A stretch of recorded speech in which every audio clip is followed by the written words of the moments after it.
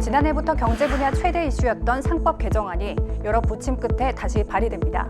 새로 논의되는 개정안은 앞서 폐기된 법안보다 더 강화된 내용을 담고 있는데요. 이번 주 현장 속으로 해서 달라진 내용과 경제계에 미칠 영향을 전달합니다.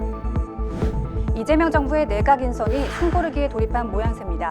출범 후 2주가 지났지만 핵심 내각은 여전히 안개 속인데요. 이번 주 뉴스픽 시간에는 내각 인선이 지연되는 이유와 이달 24일 열리는 김민석 국무총리 후보자의 청문회 쟁점을 짚어봅니다.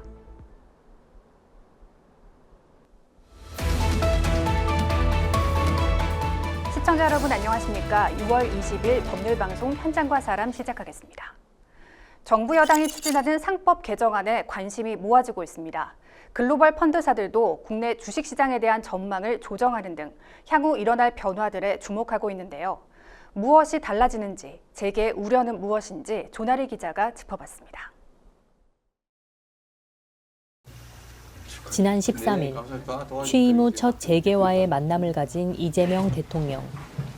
민간 원팀을 강조했던 이날 분위기와는 달리 경제계는 윤석열 정부 내내 더불어민주당과 불편한 관계를 이어왔습니다. 갈등의 주된 배경은 노란봉투법으로 불리는 노조법 2, 3조 개정안과 상법 개정안입니다. 민주당은 이재명 정부 출범 직후 상법 개정에 속도를 내며 법안 상정의 필요성을 강조해 왔습니다. 상법 개정이 이재명 대통령의 공약 중 하나인 코스피 5천으로 가기 위한 필수 관문이라는 설명입니다. 한덕수 권한대행이 이사의 충실 의무를 총주주로 확대하고 전자주주총회 의무화를 위한 상법 개정안에 대해 거부권을 행사했습니다. 한 권한대행은 이 법안이 일반 주주 보호에 역행하고 국가 경제 전체에도 부정적이라는 터무니없는 주장을 펼쳤지만 안타깝게도 이 법안은 지난 4월 17일 국회 본회의 제2기할에서도 부결되고 말았습니다. 하지만 상법 개정은 끝나지 않았습니다. 강훈식, 박주민, 이정문 의원 등이 대표 발의한 상법 개정안이 이미 법사위에 계류되어 있습니다. 부결 이후에도 새로운 법안이 추가로 발의되어 있습니다. 그러나 이번 상법 개정안 중 최대 주주 의결권 3% 제한은 경제계가 폐지를 촉구했던 규제 중 하나였습니다. 재계는 이 같은 내용의 입법과제 건의서를 지난해 총선 이후 국회에 전달한 바 있습니다. 재계가 요구한 입법과제 중에는 중대재해처벌법 개선 및 대주주 의결권 3% 제한 폐지 등이 포함됐습니다. 상법 개정안을 두고 재계는 올해 3월까지도 반대 입장을 밝히며 정부의 개정안 제2요구권 행사를 요청하기도 했습니다. 지난 4월 17일엔 주주에 대한 이사의 충실 의무와 전자주주총회 의무화를 담은 상법 개정안이 부결되자 환영의 뜻을 밝히기도 했습니다. 불과 2달 만에 상황은 완전히 바뀌었습니다. 최근 정부와 여당은 지난 4월 부결된 법안보다 더 강력한 내용의 개정안을 추진한다는 방침입니다. 이재명 정부 출범 후 재계는 별다른 입장을 내지 않고 있지만 법안이 시행될 시 제도 안착까지는 상당한 진통이 예상됩니다. 새로 추진된 상법 개정안은 크게 3가지입니다. 우선 이사의 충실 의무 대상을 기존 회사에서 회사 및 주주로 확대하는 내용과 대규모 상장사 집중투표제, 감사위원 선임 시 최대 주주 의결권을 3%로 제한하는 내용 등입니다. 현행법상 이사의 충실 의무 대상은 회사만을 규정하고 있습니다. 때문에 기업이 지배주주의 이익을 위해 나머지 주주의 피해를 입힐 경우에도 회사만 손해가 없다면 법적 책임을 지지 않는다는 지적입니다.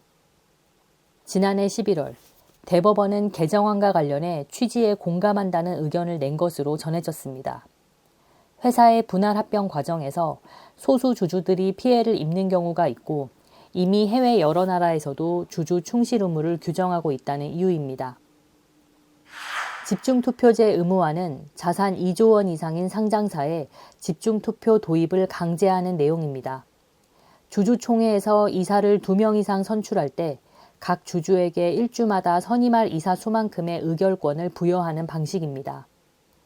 의결권을 1명에게 몰아서 투표할 수 있고 최다 투표수를 얻은 후보 순으로 이사에 선출됩니다. 이를 통해 소수 주주도 자신들이 추천한 후보의 이사회 진입 가능성을 높일 수 있다는 설명입니다. 3% 룰 개정은 감사위원과 사회이사를 선임할 시 최대 주주와 특수 관계인의 의결권을 최대 3%로 제한하는 내용입니다. 그간 대주주가 지분 쪼개기를 통해 주식 일부를 특수 관계인에게 양도하는 방식으로 사실상 3% 이상의 의결권이 행사되면서 지배주주 견제 역할을 못하고 있다는 비판이 이어졌기 때문입니다. 이에 개정안은 대주주와 특수 관계인의 합산 의결권을 3%로 제한하기로 했습니다. 재계는 그간 이 같은 내용의 상법 개정안에 대해 우려를 내비쳐왔습니다. 우선 이사 충실 의무 확대와 관련 현행법으로도 충분히 규제가 가능하다는 입장입니다.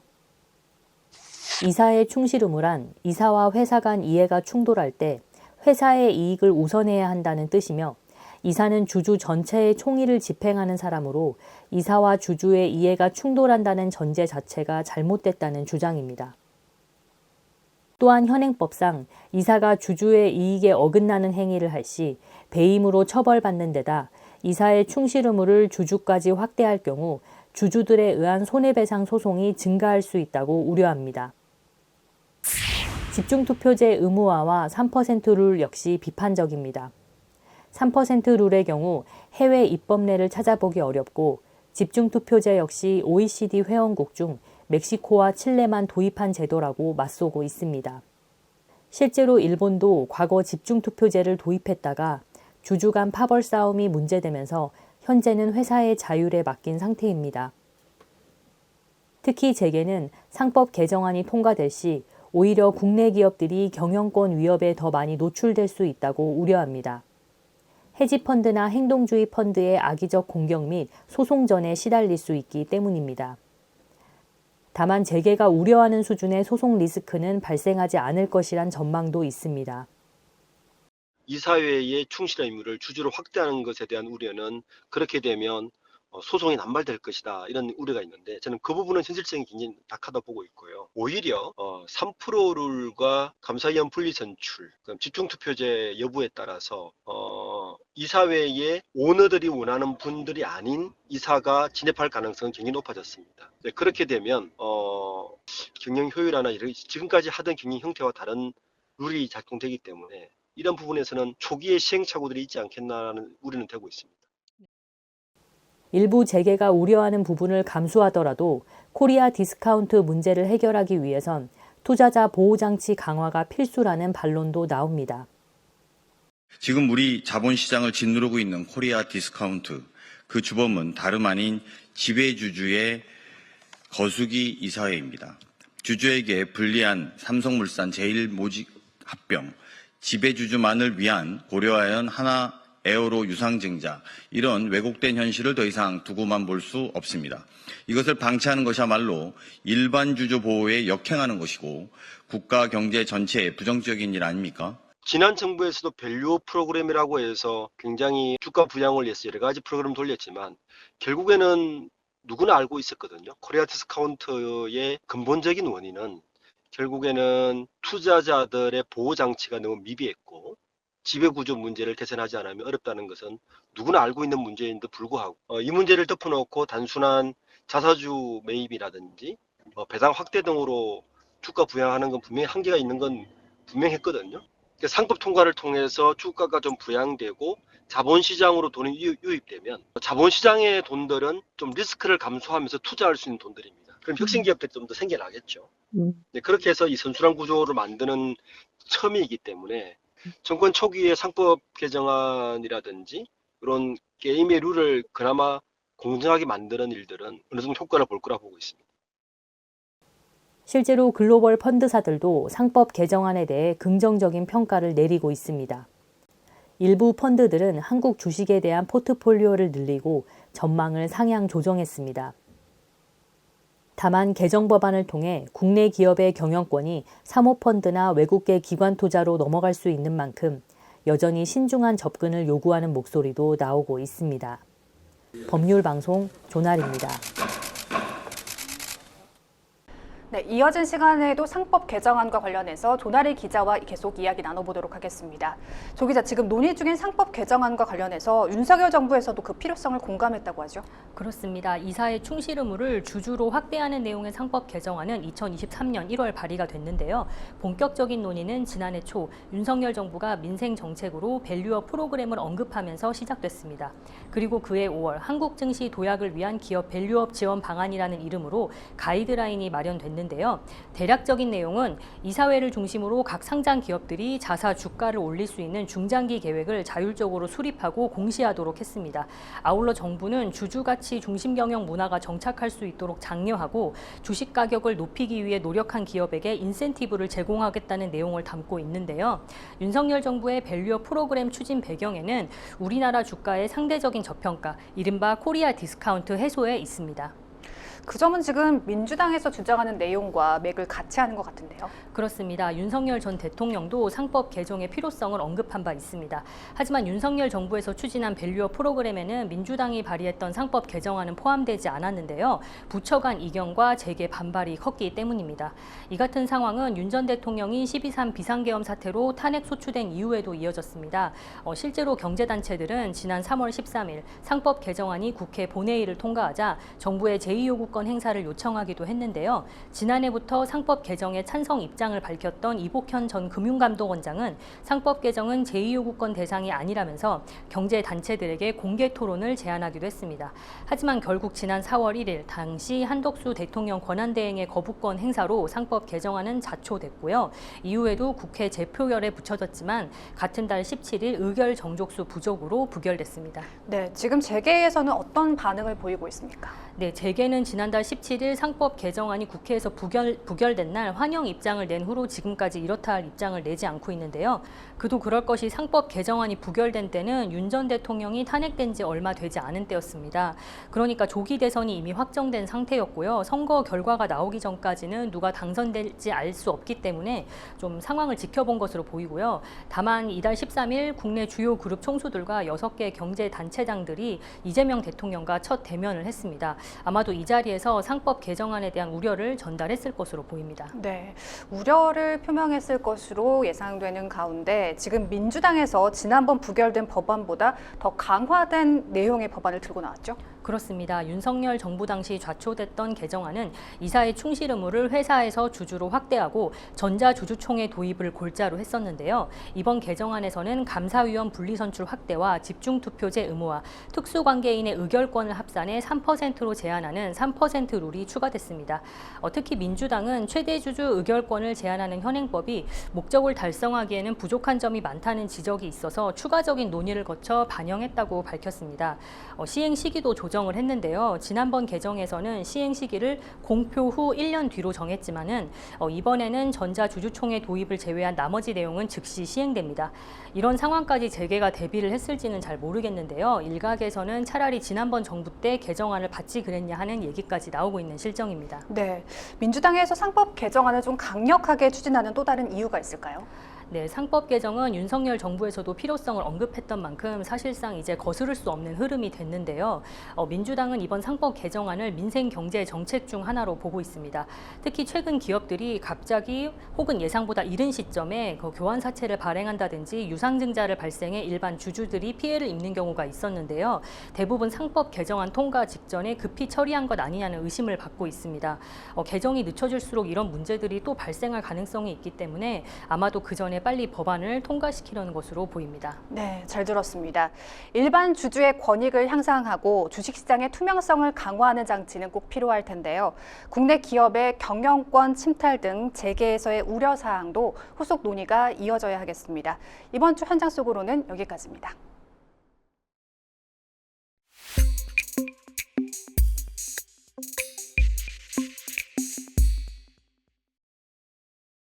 이재명 정부 출범 2주일, 대한민국은 새로운 5년의 항해를 시작했지만 새 정부를 이끌 핵심 내각의 윤곽은 여전히 안개 속입니다.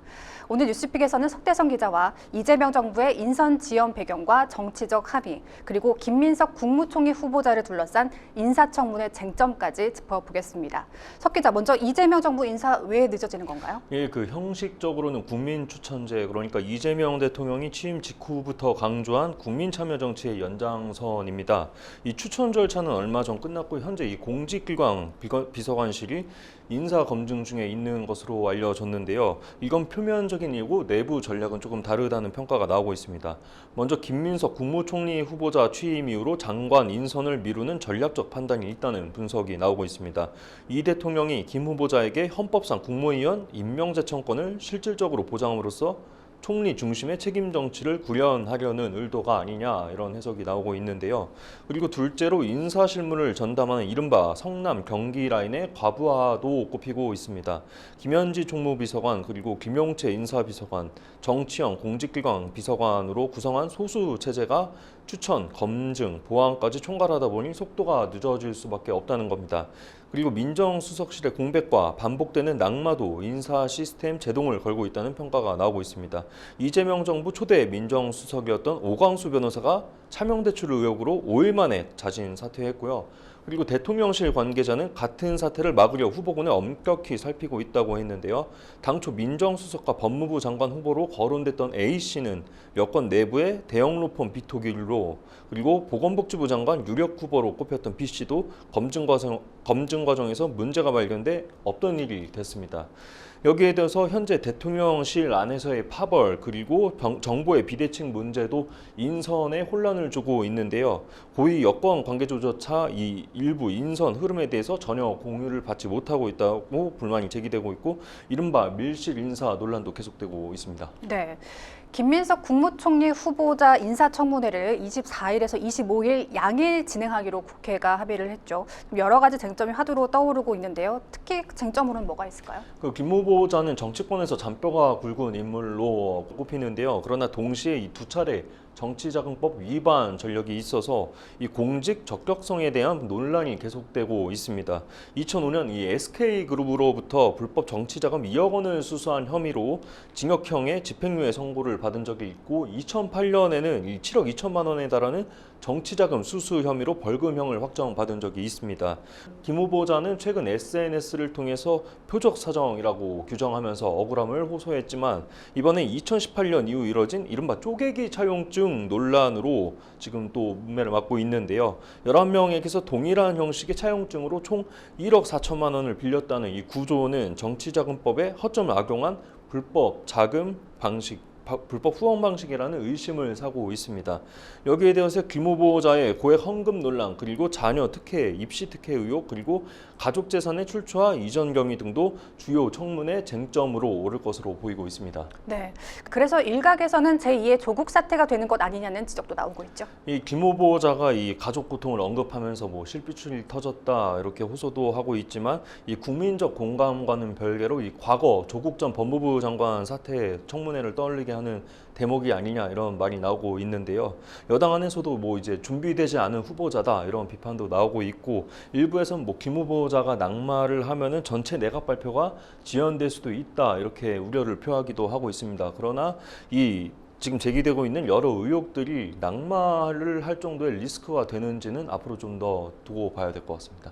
네, 다른 주제로 넘어가서 특검 이야기를 해보겠습니다. 수사 포문을 연 3개 특검의 특검보가 확정이 됐죠. 그렇습니다. 이 특검보는 수사팀의 2인자로 불리는데요. 먼저 김건희 여사 관련 의혹을 맡은 민중기 특별검사는 부장판사 출신 문홍주 변호사, 그리고 검찰 출신 김영근, 박상진, 오정희 변호사 등을 추천을 했고, 이재명 대통령이 이들 4명을 특검보로 임명을 했습니다.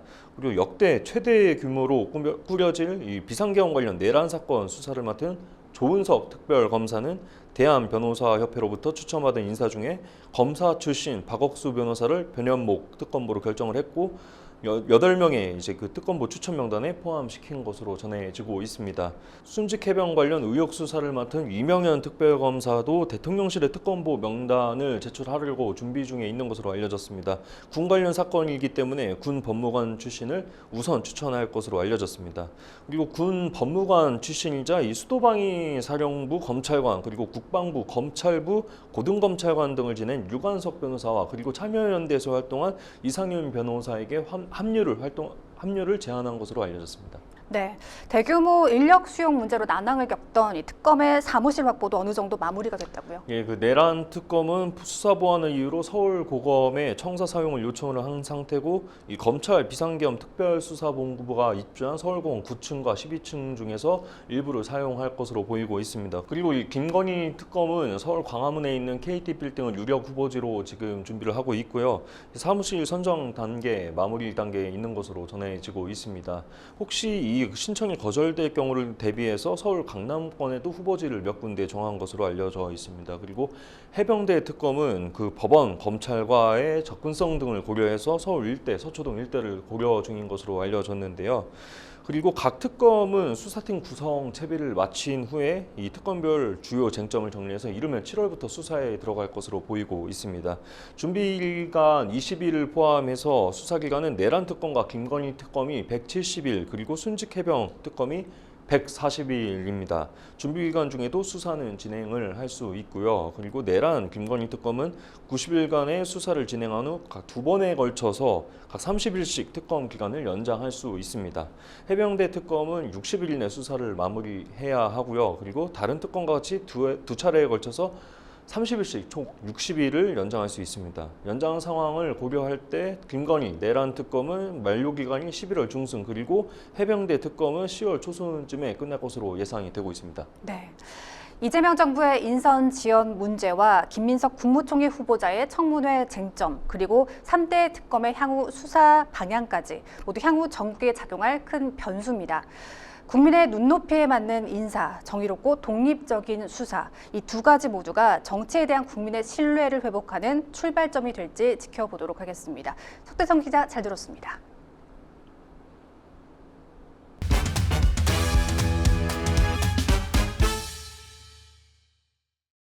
법원 판결을 통해 어렵고 딱딱한 법률 문제를 쉽고 재미있게 풀어보는 주목 이 판결 시간입니다. 서희초 사건 이후 교권 침해 문제와 교사에게 따르는 법적 부담 등이 사회적 이슈로 떠올랐는데요. 그로부터 약 2년이 지난 지금 교육 현장은 달라졌을까요? 강원도의 한 초등학교에서 현장 체험 학습을 떠난 초등학생이 차에 치여 숨지는 사고가 발생했습니다. 법원은 학생을 인솔했던 담임교사에게 유죄를 선고했는데요. 학생들의 울타리가 돼주는 교사. 그러나 막상 교사들은 교육당국의 보호도 받지 못한 채 벼랑 끝에 내몰린 상황입니다. 이번 주 주목 이 판결에서는 해당 판결을 통해 교사의 안전사고 과실 책임과 주의 의무 기준 문제, 해결 방안까지 모색해보도록 하겠습니다. 오늘 함께해 주실 변호사 두 분을 소개합니다. 법무법인 율쌤의 허윤규 변호사와 김도윤 변호사 자리했습니다. 어서 오세요. 네, 안녕하세요. 어서 오세요. 네, 3년 전 강원도의 한 초등학교에서 현장 학습을 떠난 초등학생이 숨지는 사고가 발생했죠. 허윤규 변호사님, 사고 내용을 먼저 설명해 주신다면요. 네, 지난 2022년 이제 11월입니다. 강원도 속초의 한 테마파크에서 이제 일어난 일인데요. 춘천에서 이제 현장 체험 학습을 온 초등학생, 6학년 학생이 버스에서 내린 후에 그 움직이던 버스에 치여서 이제 숨진 안타까운 사고입니다. 이 사고로 이제 인솔교사 2명은 업무상 과실치사 혐의, 그리고 이제 버스 기사는 교통사고 처리 특례법상의 치사 혐의로 이제 기소가 됐습니다.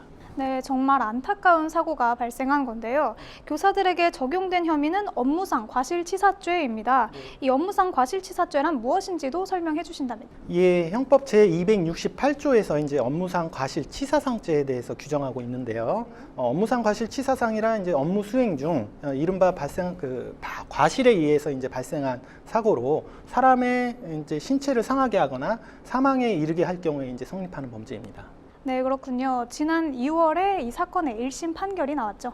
그렇습니다. 이제 사고가 난 지 2년 3개월 만에 판결이 선고가 됐는데요. 1심 재판부는 담임교사에게는 금고 6개월에 이제 집행유예 2년, 그리고 인솔 보조교사에게는 무죄를 선고했습니다. 네, 담임교사의 업무상 과실치사 혐의가 인정된 것이죠. 사고를 낸 버스기사에게는 어떤 판결이 내려졌습니까? 김도현 변호사님. 네, 앞서 말씀드렸던 것처럼 버스 기사분은 교통사고 처리 특례법상 치사 혐의로 기소가 됐는데요. 재판부는 버스 기사가 전방 좌우를 제대로 살피지 않은 채 버스를 운전하여 학생을 치어 숨지게 했다며 금고 2년의 실형을 선고했습니다. 네, 정리를 해보자면 이 인솔 보조교사를 제외한 담임교사와 버스기사에게는 유죄가 선고된 거네요. 네, 그렇죠. 재판부는 보조교사에 대해서는 학생 안전관리와 관련해서 명확한 업무를 부여받지 않았기 때문에 주의 의무가 있다고 보기 어렵다고 판단했습니다. 네, 알겠습니다. 이번 주 주목 2판결에서는 담임교사에 대한 재판부 판단을 집중적으로 살펴보도록 하겠습니다. 1심 재판 당시에 담임교사와 변호인의 주장은 뭐였나요? 네, 피고인, 그러니까 피해자가 속한 반의 담임교사였던 피고인에게 책임을 묻기 위해서는 학생들이 버스에서 하차한 후에 목적지까지 이동할 때 교통사고 등 위험에 처하지 않도록 안전하게 인솔할 업무상 주의 의무가 있는지, 이러한 주의 의무가 있다면 실제 이러한 주의 의무를 다 하였는지, 그리고 주의 의무 위반과 피해자의 사망이라는 결과 사이에 인과관계가 있는지 여부가 밝혀져야 하는데요. 피고인은 이에 대하여 체험학습의 인솔교사로서 학생들이 버스에 치여 사고가 나는 것까지 본인의 책임 범위에 포함된다고 할 수 없고, 본인이 인솔하는 학급 학생들을 두 줄로 서게 하고 인원을 확인한 후에 학생 대열의 전방에서 걸어가며 학생들을 인도하는 등 주의 의무를 다 하였으며, 이 사건 사고는 버스 운전기사의 과실로 발생한 것으로서 피고인, 즉 인솔교사로서 기울여야 할 주의 의무와 이 사건 사망 사이에는 인과관계가 없다는 주장을 하였습니다. 네, 이러한 주장에도 불구하고 혐의가 유죄로 인정됐죠, 허영규 변호사님. 그렇습니다. 그 담임교사의 주의 의무를 위반을 했고, 이러한 주의 의무 위반과 피해 학생의 그 사망이라는 결과 사이에 인과관계가 이제 있다고 인정이 된 것이죠. 네, 결국 1심에서 금고 6개월에 집행유예 2년을 선고받았습니다. 재판부가 이 같은 형량을 선고한 이유는 무엇인지 궁금한데요. 네, 우선은 아까 이제 김도윤 변호사가 설명해 주신 것처럼 구체적인 그 인과관계를 설명하면서 담임교사로서 그 인솔할 당시에 학생 대열의 앞에서 뒤를 봐가면서 이렇게 이제 인솔을 했어야 되는데 그런 주의 의무를 위반했다는 것이 이제 첫 번째 이유고요. 그리고 이에 더해서 교사가 이제 모든 과실을 버스 기사에게 이제 떠넘기는 식의 이제 그 재판에서 주장을 했습니다. 그래서 결과적으로 학생 안전 관리 주의 의무 위반조차도 교권으로 보호받는다는 어떤 대중의 오해를 일으켰다고 지적을 함으로써 아마 이러한 양형의 이유로 선고가 된 것 같습니다. 네, 결국 교사의 사고 방지에 관한 주의 의무가 쟁점이었던 건데요. 사고도 물론 안타깝지만 유죄를 선고받은 교사 입장에서는 억울할 수도 있을 것 같습니다. 네, 재판 당시 전국의 선생님들이 재판부에 선처를 요구했는데요. 네, 아직 1심이기는 하지만 만약 이 판결이 금고 이상의 형이 확정이 되면 교육공무원법 그리고 사립학교법 등에 따라 선생님은 당연 퇴직 절차를 밟게 되기 때문인데요. 또한 이 판결이 나온 직후 교원 단체들은 현장 체험이라는 예측 불가능한 상황에서 교사에게 과도한 책임과 부담을 주는 것이라고 반발하기도 했습니다. 네, 실제로 이 판결 이후에 많은 학교에서 현장 체험 학습을 중단하거나 또는 횟수를 축소했다고요. 네, 실제로 저희 큰아들이 초등학교 2학년인데 소풍을 가지를 않더라고요. 아무래도 외부 교육의 경우에 교사가 수많은 학생을 인솔하기가 힘들고 자칫 사고가 발생할 경우에 교사가 과도한 책임을 져야 하기 때문이라고 생각이 되는데요. 사고가 발생했던 강원 지역의 경우에는 올해 숙박형 현장 체험 학습이 전년 대비 16% 감소한 1,383회 시행될 것으로 보이고, 1일형 현장 체험 학습은 지난해보다 23.7% 줄은 4,329회에 그칠 것으로 예상됩니다. 서울도 마찬가지인데요. 올해 서울 소재 초등학교의 1일형 현장 체험 학습 실시 횟수는 1,540회, 지난해보다 56.2% 이상 감소할 것으로 보입니다. 네, 또 다른 사례도 간단하게 살펴보도록 하겠습니다. 한 초등학생이 수학여행 중 친구가 쏜 화살에 맞아서 실명하는 사고가 발생했는데요. 이에 대해 법원이 교사에게도 책임이 있다고 판결을 내렸죠. 예, 그렇습니다. 먼저 이제 사건부터 설명을 드리면 2017년 7월 경기도 수원의 한 유스 호스텔에서 일어난 사건입니다. 경북 영주에서 이제 1박 2일 일정으로 수학여행을 온 초등학생 A군과 가해 학생 B군을 포함해서 같은 반 학생 4명이 같은 방에서 이제 배정을 받았는데요. B군은 이날 자정 취침 시간이 지날 때까지 놀다가 갑자기 오전에 이제 기념품으로 산 장난감 화살을 꺼냈는데요. 장난감 화살은 원래 이제 한쪽 끝에 이제 고무 패킹이 돼 있어서 안전한데 B군은 그 고무 패킹을 제거하고 교사 몰래 가져온 카타칼로 끝을 이렇게 날카롭게 깎았습니다. 그리고 나서 이후 이제 B군은 화살을 그 피해자인 A군 쪽으로 향했고 A군은 이제 베개로 이제 자신의 얼굴을 가리고 방어를 했는데요. 이를 본 다른 친구가 뾰족한 화살로 사람을 쏘면 다친다, 하지 말라. 라고 말렸지만 B군은 멈추지 않았습니다. A군이 이제 베개를 치우고 B군을 쳐다본 순간 화살이 발사되면서 그 A군의 좌측 눈에 맞았고 사건 직후 A군은 여러 차례 수술을 받았지만 결국 왼쪽 눈을 실명하게 되는 안타까운 사고가 발생을 했습니다. 네, 그렇군요. 이를 두고 피해 학생 A군 측에서 가해 학생의 부모와 경북교육청을 상대로 손해배상 청구 소송을 제기했는데 항소심까지 진행이 됐죠. 그렇습니다. 2019년 대구지법 1심 재판부는 가해 학생 측뿐만 아니라 경북도교육청도 A군에게 치료비 등 손해배상금 2억 2,700만 원과 위자료 500만 원을 지급하라고 선고를 했는데요. 1심 재판부는 초등학교 고학년 수학여행에서 그 예측할 수 있는 사고인데 그 담당 교사가 지도 감독 의무를 소홀히 해 사건이 발생했다고 판단을 했습니다. 그리고 가해 학생의 부모는 이런 사건을 벌어지지 않도록 자녀를 교육할 의무가 있다고 하면서 그 선고 이유를 밝혔습니다. 그리고 이에 대해서 그 경북도교육청은 그 교사의 책임이 없다고 항소를 했는데요. 2021년 1월 대구고법 민사 2부는 경북도교육청의 항소를 기각하고 교사가 소속된 경북도교육청과 가해 학생 부모 모두 사건에 대해서 공동 책임이 있다고 하였습니다. 네, 그렇군요. 앞서 본 판결처럼 교사가 받는 법적 부담을 완화하기 위해 학교안전법 개정안이 시행된다고요? 네, 그렇습니다. 학교 안전사고 예방 및 보상에 관한 법률, 줄여서 학교안전법 개정안이 이번 달 21일부터 시행되는데요. 앞선 판결처럼 교사에게 따르는 법적 부담을 줄이고 그로 인해 교사가 교육활동 과정에서 위축되는 것을 방지하기 위해 마련된 법입니다. 네, 이 학교안전법 개정안 자세한 내용을 설명해 주신다면요. 네, 이번 학교안전법 개정안은 학교장 및 교직원이 학생에 대한 학교안전사고 예방 및 안전조치 의무를 다한 경우에는 학교안전사고에 대하여 민사상, 형사상 책임을 지지 않도록 하여 교육활동이 위축되는 것을 방지하는 한편 학교장이 학교 밖 교육활동을 준비하는 단계부터 인솔 교사를 보조하는 인력을 배치할 수 있도록 하고요. 교육감이 이에 필요한 행정적, 재정적 지원을 하는 등 학생들의 안전한 학교 밖 교육활동을 보장하기 위하여 현행 제도의 운영상 나타난 일부 미비점을 개선, 보완하기 위한 것으로서 특히 학교안전법 제10조 5항에 학교장 및 교직원은 학생에 대한 학교 안전사고 예방 및 안전조치 의무를 다한 경우에는 학교 안전사고에 대하여 민형사상 책임을 지지 아니한다는 규정을 신설한 것이 가장 큰 특징입니다. 네, 이 법이 시행되면 확실히 교사들의 부담이 적어질 것 같은데요. 그럼에도 여전히 우려의 목소리가 끊이지 않고 있다고요. 그렇습니다. 학교안전법 개정안이 시행되기는 하지만 막상 교육 현장에 있는 교사들의 불만은 여전합니다. 이는 이제 학교안전법 개정안의 신설 조항인 제10조 5항을 보면 되는데요. 여기에 명시된 학생에 대한 학교 안전사고 예방 및 안전조치 의무의 범위가 모호하다는 것입니다.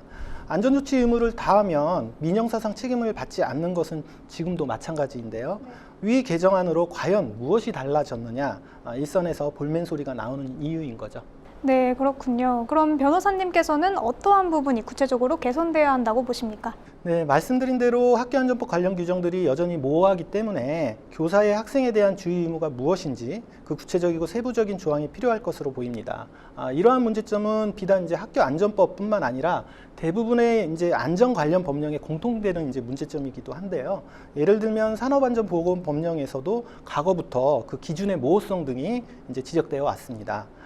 그런데 그 사회적 요구에 따라서 그 산업안전보건법령이 오랜 기간에 걸쳐서 많이 체계화되고 기준의 모호성이 이제 보완된 것처럼 학생의 안전과 교사의 교권을 모두 보호하기 위해서는 학교안전법령의 경우에도 그 흩어져 있는 안전보건 관련 법령을 일원화하고 학생과 학교라는 특성을 고려해서 정부 그리고 교육행정기관, 학교, 교사 등 주체별 책무성을 보다 명확히 하는 등 그 법제를 체계화할 필요가 있다고 생각하고 있습니다. 네. 오늘은 현장 체험 학습 등 학교 외부 활동 시에 교사에게 따르는 법적 부담과 이를 해결하기 위한 법적 제도 및 보완점까지 알아봤습니다. 주목이 판결 다음 시간에도 더욱 알찬 내용으로 찾아뵙도록 하겠습니다. 오늘 함께해 주신 허윤규 변호사님과 김도현 변호사님 고맙습니다.